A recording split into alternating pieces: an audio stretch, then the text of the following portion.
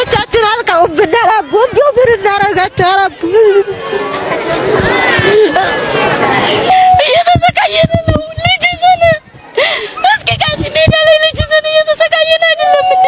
ለምን አሁንም ሁሉ ያውላ እያሰበ ነው የሚያድረው። ምንድነው ነገሩ? ምን በልቶ ይደር? የት እንግባ? ሰማይ እንገባል እንዴ? ሰማይ ይግባ። አሁን ይሁላ ሰው አላህ አክበር እያሉ ነው ያረዱት። አይናችን እያየን የታረደው አስቻለው። በኖረበት ሀገር የምናመልከው አምላክ እኮ የሚያሳፍር አምላክ አይደለም። ለምንድን ነው የምንታረደው? አንገታቸውን ቅሉ ነው ያለው አላህ Subhanahu Wa Ta'ala። ምንም መራራት የለም፣ ግደሏቸው። በመጨረሻው ላይ ደግሞ ውጡ በማለት እኛ ትምህርት ቤት ዋለ። ከዛ ስንመጣ ቤቱ ዝግ ነው። ቦርሳችንንም እዛው ጥለን ደፍተራችንን እዛው ጥለን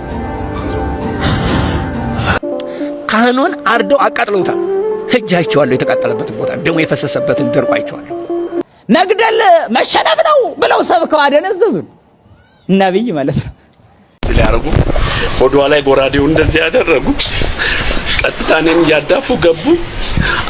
ካዝና ውስጥ የነበረ ብር ቁልፍ ፈልጌ እስከምሰጣቸው መተው እኔን ጣሉኝ። 480 ሺህ ብር ወሰዱ። የቤቱን ዕቃ አወደሙ።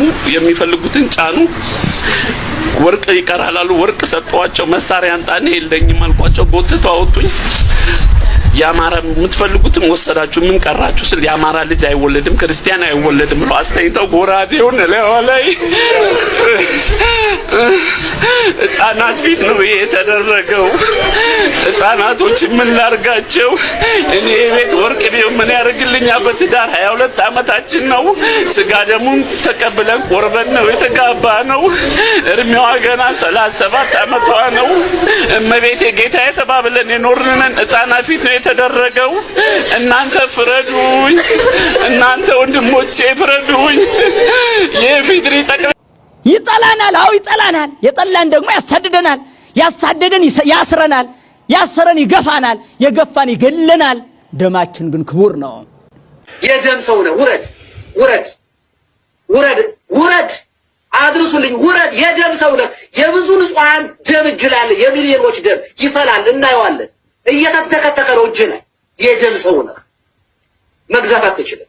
ያገኘነ ሰው ሁሉ ጉልበቱን የሚሞክር በክርስቲያኖች ነው። ጉልበት አለኝ የሚል ሁሉ መግደል እንደሚችል የሚያረጋግጠው እኛን በመግደል ነው። የክርስቲያኖችን እንኳን ትልልቆችን ሕፃናትን አንቆ በመግደል ጀግንነት የሚመስላቸው ሰዎች ናቸው አሉ። በልቶ ያልጠገበው ሁሉ መብላት የሚጀምረው ቤተክርስቲያንን ነው።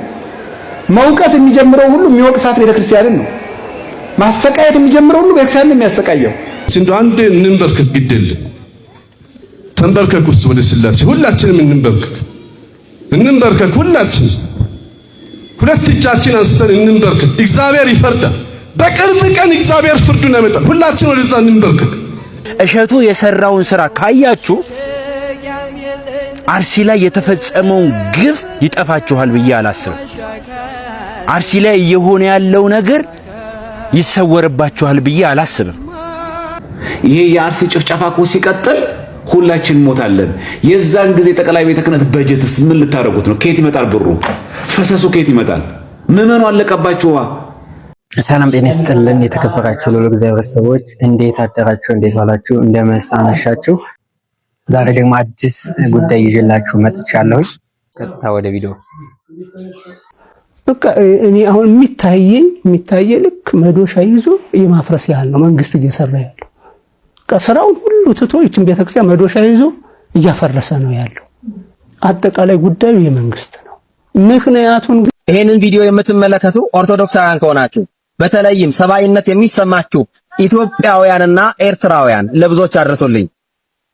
በተደጋጋሚ በአርሲ በምስራቅ አርሲ ሀገረ ስብከት ክርስቲያኖች በግፍ ይታረዳሉ። ለሚሞቱት ንጹሃን ብዙ ጊዜ ጮኸናል። ነገር ግን ጮኸታችን መልስ አላመጣም። ከቅዱስ ሲኖዶስም ከመግለጫ ከወረቀት ያለፈ ምንም ነገር አልተደረገላቸው። ስለዚህ ለሚታረዱ ለሚሞቱ ያለ በደላቸው ያለ ጥፋታቸው በሃይማኖታቸው ምክንያት በክርስትናቸው በማይተማቸው ምክንያት እየሞቱ ላሉ ለአርሲ ኦርቶዶክሳውያን ድምጽ ልንሆናቸው ይገባናል። ይሄ የመረረ የመጨረሻ ጥሪያችን ይሆናል። ከዚህ በኋላ መፍትሄ ማናገኝ ከሆነ ግን እኛም እንደ ስጋውያን በስጋ አስተሳሰብ ማድረግ የምንችለውን ሁሉ እናደርጋለን። ስለዚህ ዝምታችን ፍርሃት እንዳልሆነ ሌሎች ሊያውቁት ይገባቸዋል። ማንም የፈለገውንና የመረጠውን ሃይማኖት ማምለክ ነጻነት ሕገ መንግስቱም የሰጠው መብት ነው። እኛ የማንንም መብት እስካልተጋፋን ድረስ የኛንም ሲገፉብን ደግሞ ያመናል። ስለዚህ ኦርቶዶክሳውያን ይሄንን ኢሰባዊ የሆነ ድርጊት ለሚፈጽሙ ሰዎች እንዲደርስላቸው ሼር አድርጉልኝ። እግዚአብሔር አምላካችን ኢትዮጵያንና ህዝቦቿን ይባርክልን፣ ተዋህዶ ሃይማኖታችንን ይጠብቅልን። አሜን። አርሲ ሽርካ አንቺ ያኬል ዳማ አንቺ የደም መሬት ዛሬስ እንዴት አደርሽ? እንዴት ነበር ሌሊት? እንደ ወጉ እንደ ሀዘንተኛ እንደ ለቀስተኛ መጣልሽ ጎረቤት። አባቶች መጡልሽ በወንጌል አጽናኑሽ። ያገር ሽማግሌ አይዞሽ አይዞሽ አሉሽ። ንፍሮ ተቀቀለ እንደ ለቀስተኛ በደንብ አላቀሱሽ። ወይስ ከነ ጥቁር ልብስሽ አንቺም ከቤት የለሽ? ከጫካ ገብተሻል ለቀረው ቤተሰብ ፈርተሽ ተንቀጥቅጠሽ? ወይስ አጥር ስር ነሽ? ወይስ ከብቶች በረት? ወይስ አንቺም ደምተሽ ወይ የቀሩት ቆስለው ከተማ ሄደሻል ልትፈልጊ ሐኪም ቤት? እኔን ሀገሬ ሽርካ ሆይን የልንከራተት አጀቻ ሆርዶፍቶታ አመንታ ክርስቲያን አራት ጎዳማ ጅሩ ኒባላለ ይፈና አላህ አክበር እያሉን ያረዱት አይናችን እያየን የታረደው አስቻለው በኖረበት ሀገር የምናመልከው አምላክ እኮ የሚያሳፍር አምላክ አይደለም። ለምንድን ነው የምንታረደው? አንገታቸውን ቅሉ ነው ያለው አላህ Subhanahu Wa Ta'ala።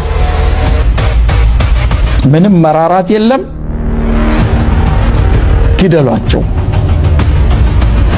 ጦር ሜዳ ልከክልህ ቦታ አይደለም። ወይ ትገለዋለህ ወይ ይገለሃል ነው። የቀደመ ነው የሚኖረው።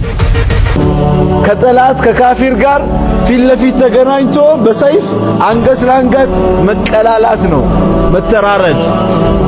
ወለም ዘለም የለም። ቁሙ ታዛዦች ሆናችሁ ፈኢን ኺፍቱም ተፈራችሁ። ጠላት ፊት ለፊት ያለው ጠላት ስንሰግድ መጥቶ ይወረናል፣ በሰይፍ ይጨርሰናል የሚል ህሳቤ ከተፈጠረስ ሰላተል ኸውፍ የሚባል ያሰጋገድ ዘዬ አለ። ከነዛ መካከል አንዱ ፈሪጃለን አው ሩክባን፣ በእግራችሁ እየተሯሯጣችሁም ቢሆን አለ አላህ፣ በእግራችሁ እየተሯሯጣችሁ እዛ ጂሃዱ ማረካው ላይ ሐረካ እያደረጋችሁ ለሩኩ ለስጁድ እያጣቀሳችሁ ቦታ እየለያችሁለት ስገዱ አለ። የጎፋ ዞን ኦርቶዶክሳውያን ስለ አርሲ ወገኖቻችን ድምጻቸውን አሰምተዋል። ሌሎቻችሁስ? ሁላችሁም በቃ የኦርቶዶክሳውያን ሞት ብለን መነሳት አለብን። ዛሬ ተኝተን መታረድ በየቤታችን ይመጣል። ፍትህ ለአርሲ ኦርቶዶክሳውያን፣ ፍትህ ለአርሲ ኦርቶዶክሳውያን ላይ የሚደረግ ሞት መግደል ይቁም። ቤተክርስቲያን ማቃጠል፣ የአባቶች ሞት ይቁም። ትላንት ፊደል ቀርጻ ሀገር ያስከበረች ኦርቶዶክስ ናት። ሞት አይገባንም። እኛ ኦርቶዶክሳውያን ከጥላቻ ፍቅርን ከመግደል ይቅርታን አባቶች ስላስተማሩን እንጂ ፈርተን አይደለም። ኦርቶዶክስ ሀገር ማስከበረችው ኦርቶዶክስ። ጃንደረባው ሚዲያ የነ ዲያቆን ሄኖክ ኃይሌ ከዚህ በፊት ለገና የአይላፋት ዝማሬ ሊካሄድ ሲል ዘመርኩን በቀለ ሲለጠልጣቸው እነሱን ደግፌ ዘመርኩን በቀለን ስቃወም ነበረ። እውነት በጣም ነው ያፈርኩት። አሁን ላይ በጣም ነው ቆረቆረኝ። ግልጹን ነግራችኋለሁ፣ ሆዳደሮች ናችሁ። በአርሲ ሁሉ ኦርቶዶክሳውያን ሲጨፈጨፉ፣ ቤተክርስቲያናት ሲቃጠሉ እንዴት ዝም አላችሁ? እንዴት አስቻላችሁ? ተመልክቻለሁ። ሁለት ፖስቶችን ለጠፋችሁት። አንደኛው ብፁዕ አቡነ ኤልሳን የተናገሩትን ቀጥታ መታችሁ ለጠፋችሁ። ሁለተኛ ቅዱስ ፓትርያርኩ የሰጡትን መግለጫ ቀጥታ መታችሁ ለጠፋችሁ። ይሄን ኦርቶዶክሳዊነት ይሄን እርስ በርስ መተሳሰብ ለስሙ ትልቅ ሚዲያ አላችሁ፣ ትልቅ ማህበር ናችሁ። ከናንተ በላይ ግን አንድ ተራ ግለሰብ ስለ አርሲ ድምጽ እየሆነ ነው ያለው። ከዚህ በኋላ እንግዲህ አብረን እንቀጥላለን። አብረን ልጆቼ ሁላችሁም ይሄንን መልእክት የምትሰሙ በሃይማኖታችሁ እንዳሆናችሁ ጽኑ፣ እስከ መጨረሻ ድረስ ታገሉ። በፍጹም የኦርቶዶክስ ተዋህዶ ሃይማኖት ወይም ቤተክርስቲያን አትደመሰስም። ትደመሳታለህ ያለ ይደመሰሳል። ይሄ ምንም ውሸት አይደለም። አዎ እግዚአብሔር ያውቀዋል። እና ልጆቼ እኔም ነገሩ ስላሳዘነኝ ብቻዬን ተኮማትሬ እዚህ አባታችን ወዴት ሄዱ? ምናልባት ለአንዳንዶች የሸሸ ይመስላችኋል። ምን እሸሻለሁ? ወዴት? እንዴት አድርጌ? አይ ሕይወቴ የእናቴን እንጀራ እኮ አጣጥቤ አልቀመስኩም። እንግዲህ ቤተ ክርስቲያን ቁራሽ ያደግኩት እኔ እንደጠቀስኩላችሁ ከ40 ቀን ጀምሮ የሥላሴ ልጅነት ካገኘሁባት ሰዓት ጀምሮ ሰይጣንን ክጄ እክህደት ከሰይጣን በቅድመ ዛቲ ቅድስት ቤተ ክርስቲያን ብዬ አባቴም አያቴም ቄስ ነው፣ አባቴም ሊቅ ነው፣ ቄስ ነው። እነሱ ናቸው በዳስ ውስጥ ያስነሱኝ። ገላ ጥር 15 ቀን ተናግሬያለሁ። ምን ነው በያዘኝ በሽታ በወሰድከኝ ኖሮ ፈጣሪ ይህን ከምታሰማኝ ብዬ ተናግሬያለሁ። ልቤ ቆስሏል፣ አንጀቴ ያሯል። አሁንም ክርስቲያኖች የክርስቲያኖች ጥንካሬ አጽናንቶኛል። ሰኔና ሰኞ ገጠሙ ይባላል ዘንድሮ 2018 ላይና 2018 ሰኞ ሰኔ 1 ነው ዛሬ ገብቷልና እንግዲህ አብዛኛውን በተለምዶ በአባባል ይሆን ወይም ደግሞ እውነተኛ ነገር ሰኔና ሰኞ ገጠሙ ይላልና ሰኔና ሰኞ ሲገጥሙ ረሃብ እንደሚሆን፣ ችግር እንደሚሆን፣ ጦርነት እንደሚሆን አብዛኛው ሰው እየተናገረ ያለውና እስኪ እንደው እውነቱ ምንድነው? እውነት አባባል ነው ወይስ ደግሞ ከቤተ ክርስቲያን አንፃር አስተምህሮ አለው የሚለውን ሰኔና ሰኞ ሲገጥም ምንድነው ትርጉሙ? እውነት ትርጉም አለው አባባል ብቻ ነው ወይ የሚለውን ቀጣይ ቪዲዮ ላሰማችሁና እናንተም እስኪ የመሰላችሁን በኮሜንት አስቀምጡልን። ቀጥታ ወደ ቪዲዮ።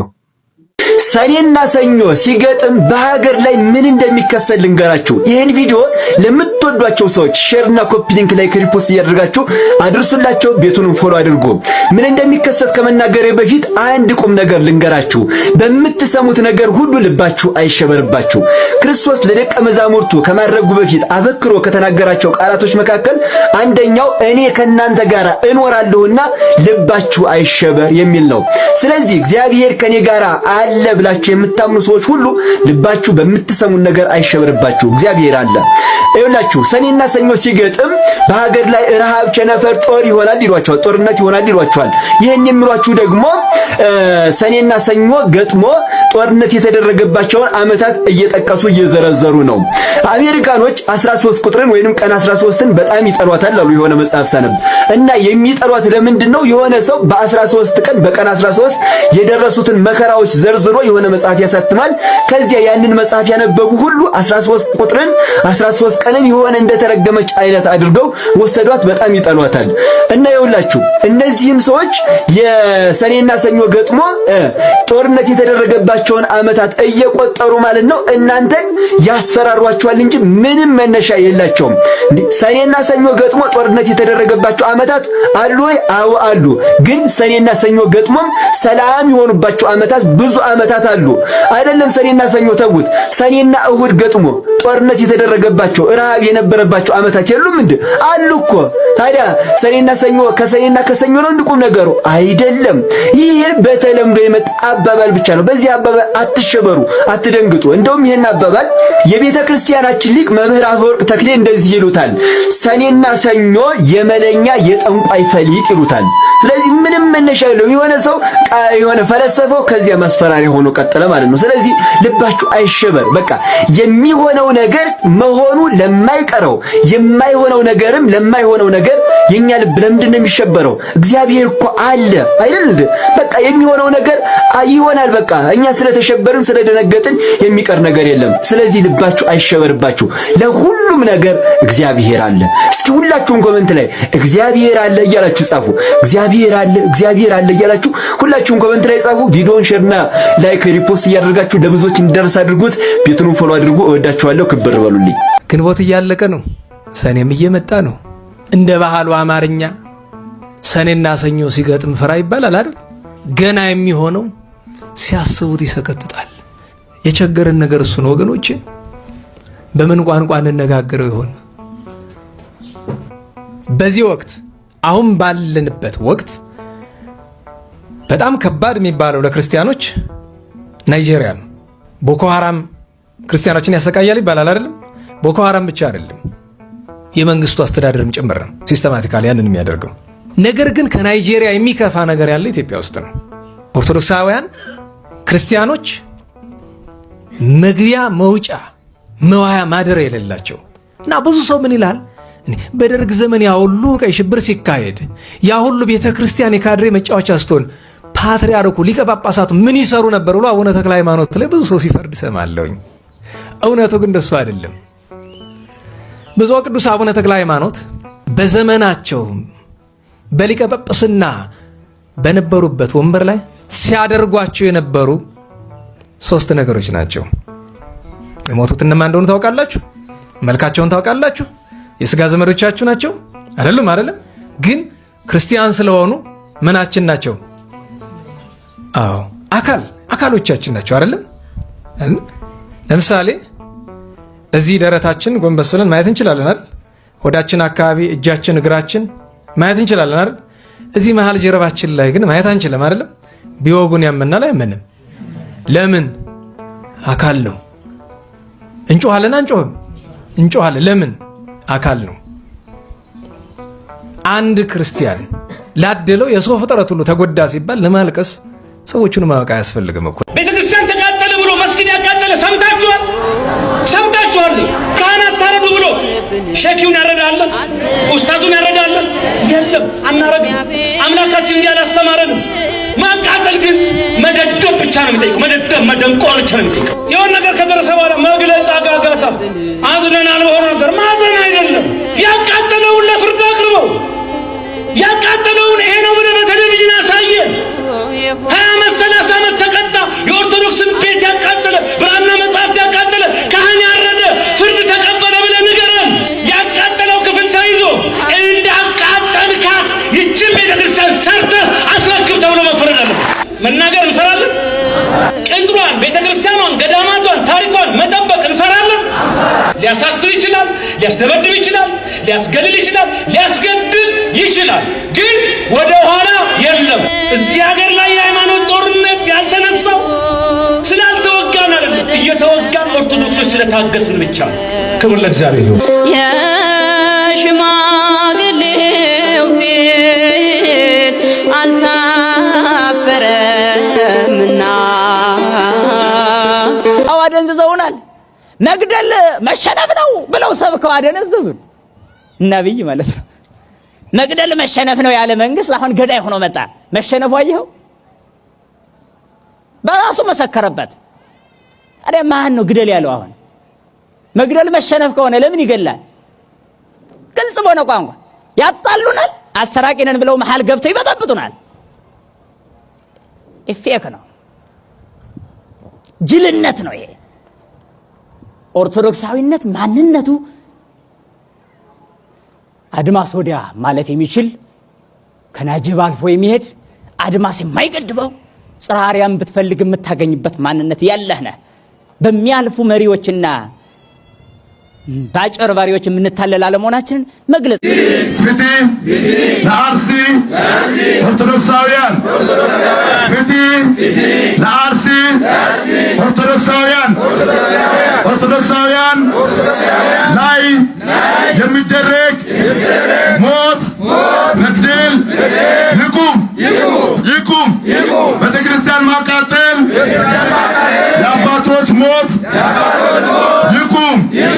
በጎፋ ዞን ኦርቶዶክሳውያን ለአርሲ ድምጻቸውን አሰምተዋል። ትናንት እንግዲህ በአብዛኛው ቦታ ድምጻቸውን እያሰሙ ይገኛሉ። በነገራችን ላይ ድምጽ የምታሰሙ ወይም ደግሞ ሰላማዊ ሰልፍ የምትወጡ ሰዎች ያው በምትወጡበት አካባቢ ጥንቃቄ በተሞላበት መልኩ መሆን አለበት ማለት ነው። ጥንቃቄ ጎደለው ከሆነ ያው የመንግስት ኃይል ያው ጥቃቱን ለማድረስ ወይም ደግሞ በእኛ ላይ ጨፍጨፋ ለማድረግ አቅደው ተነስተው እንደሆነ ግልጽ ማሳያ ስለሆነ ማለት ነው። ኦርቶዶክስ ፊደል መቀረጸችው ኦርቶዶክስ ቀን ማስቆጠረችው ስጦታ ሞት መግደል ቤተክርስቲያን ማቃጠል ሊሆን አይገባም። ፍትህ ለአርሲ ኦርቶዶክሳውያን ፍትህ ከመንግስት ፍትህ ከአባቶች ፍርድ ከመድኃኔዓለም እኛ የጎፋ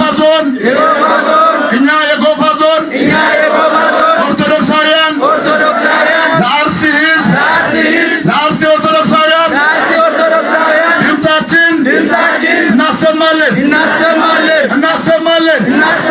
ፍትህ ለኦርቶዶክስ ፍትህ ለኦርቶዶክስ ወስብሐት ለእግዚአብሔር። ሰሞኑን ከዋልድባ ገዳም ጋር በተያያዘ ኮሜዲያን እሸቱ እየተነሳ ነውና በተለይ ደግሞ በሶሻል ሚዲያ ብዙ ሀሳብ እየተሰራጨ ይገኛል። በነገራችን ላይ ይሄ አሁን አጀንዳችን አይደለም። ስለዚህ ዋናው አጀንዳችን ስለ አርሲ ሆኖ እያለ አርሲ አጀንዳችንን ለማስረሳት ወይም ደግሞ ለማዘናጋት ሌላ ሀሳብ የምታመጡ ሰዎች ቆጠብ እንድትሉና ከሀሳባችሁ ይህንን ወደኋላ እንድትሉ ዋናው ዓላማችን ይሄ ስለሆነ አሁን ላይ የእኛ ግድያ ኦርቶዶክሳውያን ጭፍጨፋ ስለሆነ ሌላ ሀሳብ የምታመጡ ሰዎች ይህንን ሀሳባችሁን ወደኋላ እንድታስቀሩ እንግዲህ በእግዚአብሔር ስም ልለምናችሁ እወዳለሁ። እስኪ ለማንኛውም ቀጣይ ቪዲዮ አብረን ተከታትለን እንመለስ። ወንድማችን እሸቱ መለሰ ዋልድባ ገዳም ሄዶ በዚህ ወጥቶ በዚህ ገብቶ እንዲያደርጉ ይሄንን ፈጽሞ አረ ኦርቶዶክሳውያን እባካችሁን እንደ እህዳር አህያ የሚጭኑን እኛ እስከ መቼ ድረስ ነው? በዚህ ሰዓት ምን አገባን? አጀንዳችን አይደለም። ይሄንን አሳስቧቸው፣ አሳውቋቸው፣ አስረዷቸው፣ ቅጧቸው። እንዲህ አይነት አጀንዳ እየቃረሙ ለእናንተ የሚሰጧችሁን ሰዎች ኮሜንት ላይ በመግባት አጀንዳዬ አርሲ ናት በዚህ ሰዓት በሏቸው።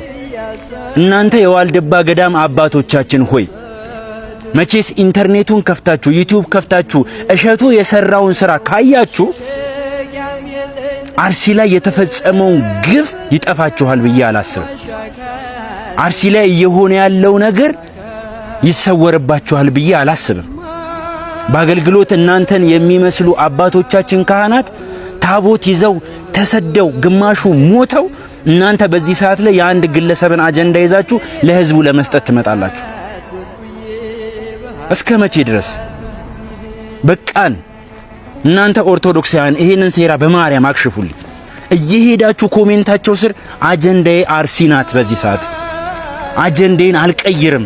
በዚህ ሰዓት ላይ እየመጡ የአርሲን ጉዳይ ነካክተው የዩቲዩብ መሸቀያና የቲክቶክ ፎሎወር መሰብሰቢያ አድርገው ያለፉትን ቅጧቸው። ሌላ አጀንዳ ይዘውባችሁ ሲመጡ በዚህ ሰዓት ላይ ቤተክርስቲያን የገቢ ማሰባሰቢያ ብለው ሲመጡባችሁ ገብታችሁ ላይቭ ላይ ገብታችሁ ቪዲዮአቸው ስር አርሲ አጀንዳዬ ናት፣ አጀንዳዬን አልለቅም አልተውም በሏቸው። ይህንን ቪዲዮ አብዝታችሁ ኮፒ ሊንክ፣ ሼር፣ ሪፖስት አድርጉልኝ። በማለት በደንብ አድርጋችሁ ይህን ሴራ ስራ አክሽፉ።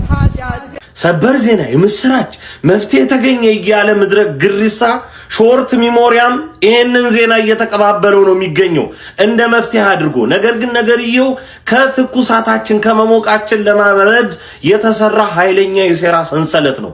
ጠልፎ እንዳይጥለን በጥሰን እንጥለዋለን። ሼር ኮፒ ሊንክ አድርጉልኝ፣ ይሄን ቪዲዮ ስሙት። ድርጊት ላይ በቀጥታም ሆነ በተዘዋዋሪ ተሳታፊ ሆነዋል ተብሎ የተጠረጠሩ ግለሰቦች እንግዲህ በቁጥጥር ስር ውለዋል። ከነዚህም ውስጥ እንግዲህ አንዱ የወረዳው የፖሊስ አዛዥ ኢንስፔክተር አባቦ አብደላ ይገኙበታል። ከዛ በተጨማሪ ደግሞ የአስኮ ወረዳ አስተዳደር ገቢ ገልቹ አሉበት። ከዛ በተጨማሪ የወረዳው የብልጽግና ግንባታ ኃላፊ ዞዴግ ዳጋ ይገኙበታል። እንዲሁም የአስኮ ወረዳ የብልጽግና ፓርቲ ኃላፊም እንዲሁ ይገኙበታል። የወረዳው ምክትል አዛዥም እዚህ ውስጥ ይገኛል። ነገር ግን የሰላምና ጸጥታ ኃላፊ የወረዳው ማለት ነው ለጊዜው በቁጥጥር ስር። እኛስ ምን አልን? መንግስት ማለት ቤተ መንግስት ቁጭ ብሎ የሚመራ አንድ አካል ማለት እኮ አይደለም። መንግስት ማለት ስርዓት ነው፣ እስከ ታችኛው መዋቅር የደረሰ። በዚህ መዋቅር ቤተ ክርስቲያናችን እየተጠቃች ነው። ሆን ተብሎ የሚፈጸም ሴራ አለ ብለን የምንናገረው እኮ ከዚህ የተለየ አይደለም። ልክ መፍትሄ እንዳቀረበ የመስዋዕት በግ አድርጎ ራስን ለማስመለጥ የተደረገና የተቀመረ ቀመር መሆኑን ልነግራችሁ እወዳለሁ። በዛ አካባቢ ይህ ሁሉ የመንግስት ሹመኛ እንግዲህ ጥፋተኛ ተብሎ ለወራት ኦርቶዶክሳውያንን ሲያሳርድ ከርሞ ዛሬ አይ በቃን ብሎ ኦርቶዶክሳዊ ሲመር የመጣ ማርከሻ ነው። ይህንን ደግሞ በተመሳሳይ ታሪክ የዛሬ 2 ዓመት ላስታውሳችሁ ነው። የታሰርንበት ብዙ መከራ የደረሰበትን የከርቸሌ ሚካኤል ጉዳይ አስታውሳችሁ። ያን ጊዜ መላ ኦርቶዶክሳዊ በዚሁ አይነት መንገድ በአንድ ሌሊት በነቂስ ሆ ብሎ ተነስቶ ነበር። ታዲያ ይህንን ለማብረድ የወረዳ 5 የሰላምና ጸጥታ ቢሮ ኃላፊን የመስዋዕት በግ አድርገው አቀረቡት። ከዛ በዚህ በኩል እኛ አላጠፋንም ለማለት ማለት ነው። ይህ አይነት ሰበራ አያዋጣም። አሁን በአርሲ ክልል በኦርቶዶክሳውያንና በቤተ ክርስቲያናችን ላይ የሚደርሰው መከራ ዋናው አቀንቃይ መንግስት ነው። ይህ የማይሻር ሀቅ ነው። ምክንያቱም ሹመኞች ከመግደል አንስተው እስከ መዘናጋት እንዲሁም በሞታችን እስከ ማሾፍ ድረስ እስከ መዘባበት ድረስ ደርሰዋል። ይህንን በአደባባይ ያየነው ሀቅ ነው። ይህንን እውነት ሸሽገው እኛን ለማዳከም ሲጥሩ በማህበራዊ ሚዲያም አንዳንዶች እየመጡ ይህንን ነገር እንደ መፍትሄ አድርገው ሲያነሱ አይሆንም በሏቸው። ሁልጊዜ በእንዲህ አይነት መንገድ እየተሸወድን አንቀጥልም። ምረር ኦርቶዶክሳዊ በጀመርነው መንገድ እንጨርስ። በመንገዳችን ድንጋይ ሆኖ ያስቸገሩንን እንደ አዋሽ ባንክ አይነቶቹን ምን አይነት እርምጃ መወሰድ እንዳለበት ሁላችንም እናውቃለን። በቆምንበት ከብረት ጠንክረን እንገኝ። ማን ይፍረድ? ማን ይፍረድ? መልስ ስጠን። ከአርያም ክንድህ ላክልን። እስቲ እንደው አንዴ እንንበርከክ። ግድል ተንበርከክ ውስጥ ወደ ስላሴ ሁላችንም እንንበርከክ። ሁላችን 2 እጃችን አንስተን እንንበርከክ። እግዚአብሔር ይፈርዳል። በቅርብ ቀን እግዚአብሔር ፍርዱን ያመጣል። ሁላችን ወደዛ እንንበርከክ። ይኸው ሁላችንም ወደ ስላሴ እንንበርከክ። ስላሴ መልሱን እንዲሰጥ እጃችን አንስተን እንንበርከክ። አጋዕዝተ ዓለም ስላሴ አባታችን መልስ ስጠን፣ መልስ ስጠን። ከአርያም ክንድህን ላክልን፣ ፍርድህን ላክልን። ወገኖቻችን አለቁ፣ ደቀቁ፣ ታረዱ፣ ደማቸው ፈሰሰ። ቤተ ክርስቲያን ተሰደደች፣ ተቃጠለች። የስደቱ ዘመን ይቁም፣ ደም መፍሰስ ይቁም። ማን ይፍረድ? ማን ይፍረድ? ማን ይፍረድ? ማን ይፍረድ? ይሄ አምላክ ይፍረድ። አመስግኑትና ይፍረድ ይሄ አምላክ።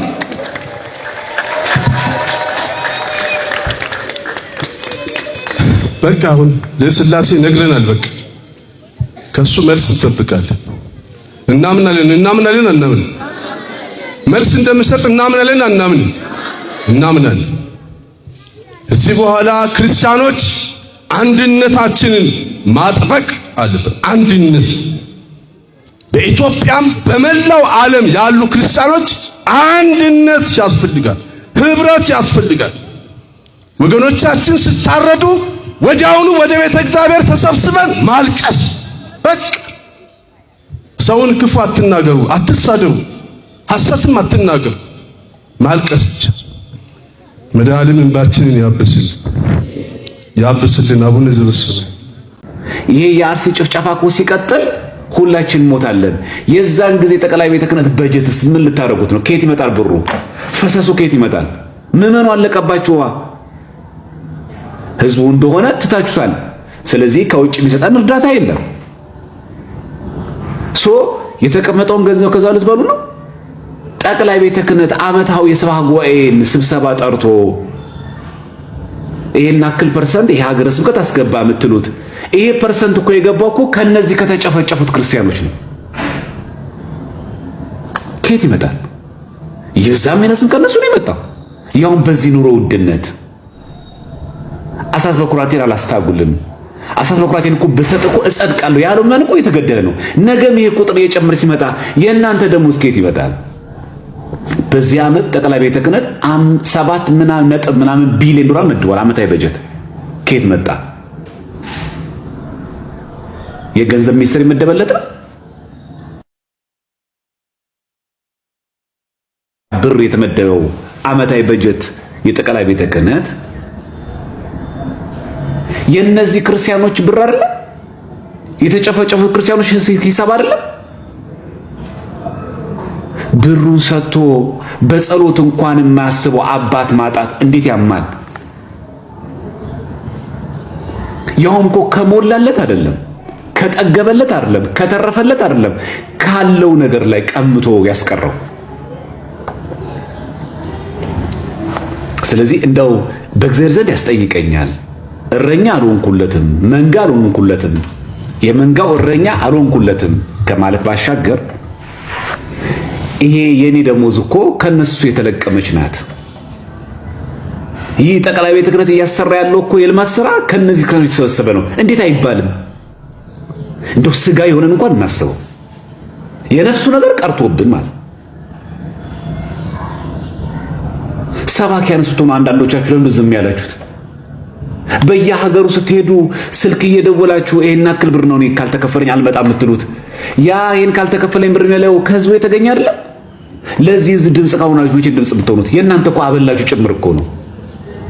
የፕሌን ተቆርጦ የትራንስፖርት ተቆርጦ ያውም እኮ መደበኛ ቅጥርነታችሁ እንደተጠበቀ ሆኖ በየአጥቢያ ያለው ቅጥር እንደተጠበቀ ሆኖ እዚህ ቦታ ላይ ለጉባኤ ስመጣ ይሄን አክል ብር ስትከፍሉ የምመጣው ብላችሁ ለምን ትልልቅ ተቋማት ለምን ዝም አላችሁ?